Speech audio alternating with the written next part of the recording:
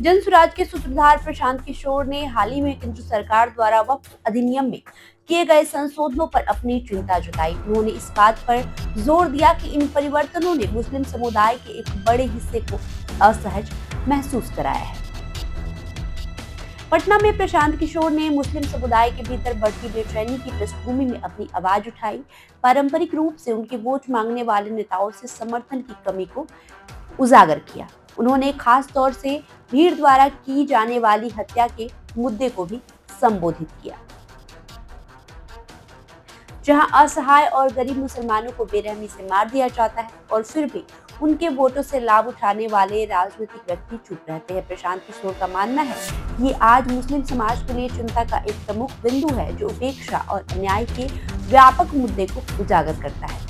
आपको बता दें कि जन स्वराज के सूत्रधार प्रशांत किशोर ने बताया कि सीएए और एनआरसी जैसे कानूनों को पेश करते समय तो सरकार के कार्यों को मुस्लिम समुदाय द्वारा अन्यायपूर्ण माना गया है, जिसने ऐतिहासिक रूप से देश की स्वतंत्रता के लिए बहुत त्याग किए हैं।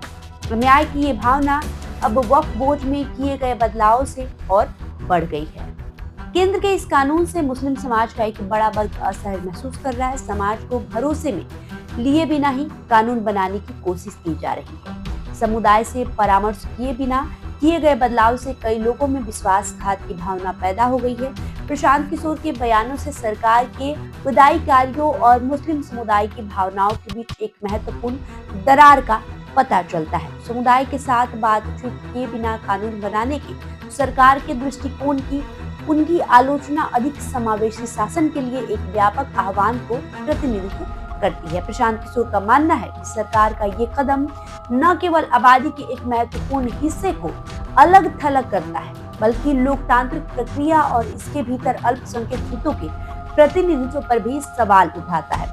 प्रशांत किशोर की टिप्पणियों के निहितार्थ तत्कालिक कानूनी बदलावों से आगे बढ़कर सामाजिक न्याय, सामुदायिक सहभागिता और राजनीतिक प्रतिनिधित्व के व्यापक विषयों को छूते हैं। इस प्रकार उनकी टिप्पणियां अल्पसंख्यक अधिकारों की स्थिति और देश में कानून बनाने के तंत्र पर गहन चिंतन को आमंत्रित करती है। उनकी कार्रवाई का आह्वान केवल वक्फ संशोधन पर पुनर्विचार करने के बारे में नहीं है, बल्कि ये सुनिश्चित करने के बारे में भी है कि भविष्य के कानून भारतीय समाज के विविध ताने बाने को ध्यान में रखते हुए अधिक समावेशी परामर्शी दृष्टिकोण के साथ तैयार किए जाए।